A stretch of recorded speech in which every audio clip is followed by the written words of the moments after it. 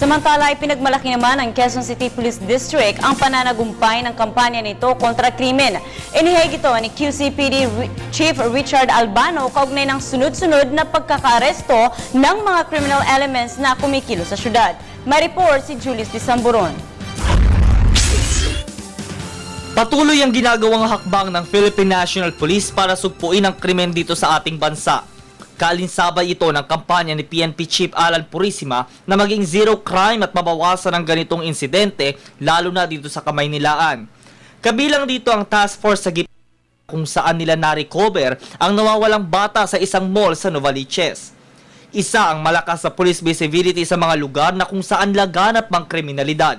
Kasabay nito ang paghahanap sa 10 most wanted sa buong bansa, kabilang sina Al-Haji Abdullah Macapaar at Umbrakato na may parehong kasong attempted murder at si Rolando Pajardo na sangkot naman sa karnaping. Kabilang din ang pagkakaroon ng mga checkpoints sa gabi, lalo na't nalalapit ngayon ang halalan at para mahuli ang mga lalabag sa batas. Ayon sa kanilang talaan, mahigit 2,400 na ang naaaresto sa paglabag sa COMELEC Resolution No. 9562A o ang pagbabawal sa pagdadala ng mga baril at iba pang deadly weapons. Sa Quezon City Police District na lamang, walang patid ang pagbibigay seguridad ng pulisya sa kanilang nasasakupan. Ayon kay QCPD Director Police Senior Superintendent Richard Albano, iniisa-isa na nila ang paghuli sa mga pinaghahanap ng wanted sa batas.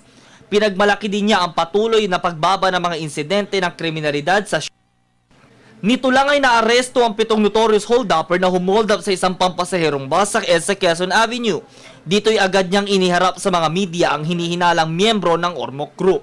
We announced the arrest of 7 robbery suspects and we commend the police station commander, Colonel Pedro Sanchez and operatives for the arrest of these 7 suspects and the recovery of this.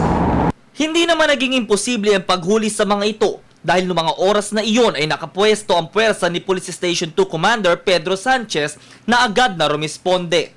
Samantala, ilang drug pushers din ang nahuli sa bahagi ng Batasan, Quezon City dahil naman sa naging aksyon ng Police Station 6 sa pangunguna ni Station Commander Colonel Ramon Pranada.